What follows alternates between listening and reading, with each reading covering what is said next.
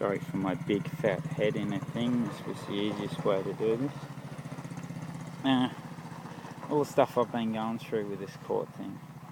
I've had a lovely lawyer this morning telling me, you need to acknowledge you're guilty to these words that are on paper, and because we put it on paper, that makes it law, regardless of consequence of if it has a reasoning to it.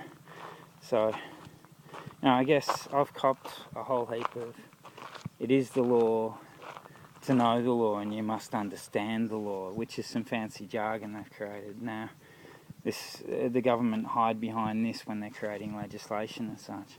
What I find amusing about this is that, okay, the government is in total neglect of its duty then. If it creates these laws, makes these laws, and enforces and imposes these laws on the people, would they not be obligated to teach us these laws through school as part of the curriculum, being something that we would have to pass to be able to go into society? But instead it's left to an overcomplicated system where they hide behind amendments that they constantly make, changing the law on people.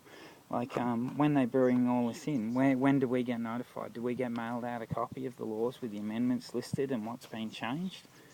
Have you ever been given a copy of the laws to read, study and learn, seeing as it's such an integral part of society and involves your rights as an individual being stepped on by police and authorities because they write unlawful laws? And in that case, wouldn't they be obligated to teach us all law?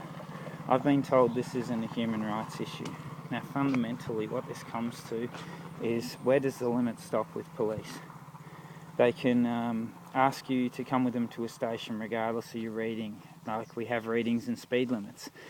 This would come down to basically a police officer can pull you over, you say, I've done nothing wrong, I wasn't even speeding or anything, and they go, oh no, you're under the limit, but I believe you may have had the intent to speed. Or, I believe that you may have something in your system, but I want to test you at the station because I don't have a device on me. How long before we end up in the streets with them going, I just want to take you back and strip search you because I feel like it, because I can. And these are the kind of people that they're hiring.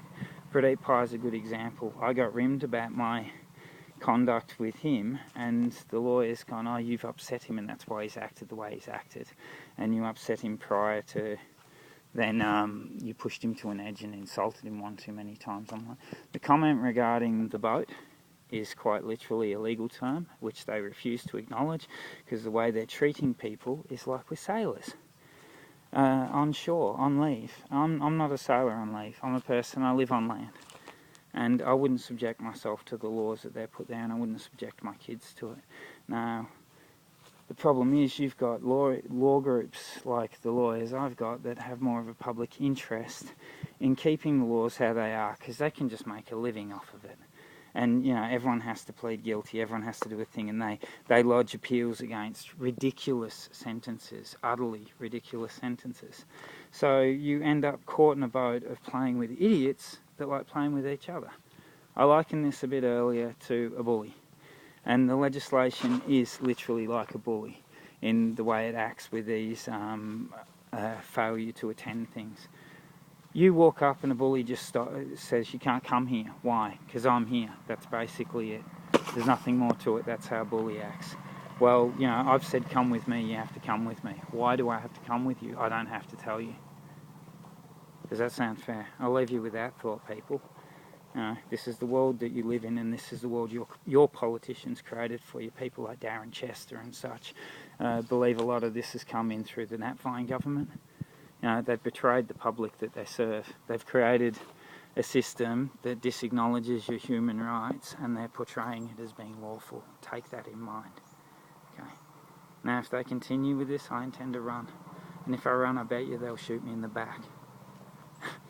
This is what these dogs are like, the attitude that they carry. They're just looking for someone to pick on. They're worse than the bullies at school. They were probably the ones that were bullied at school. This is wrong, and I'll stand for what I believe in because of my kids. I will not plead guilty to a charge I do not recognise. I can't recognise. It's beyond the realm of the rights of what the officer has in his power. He's a human being like me, and he has no good reason. Now, as for his conduct and behaviour and competence, ignoring that and claiming that it's irrelevant, that just makes the situation worse.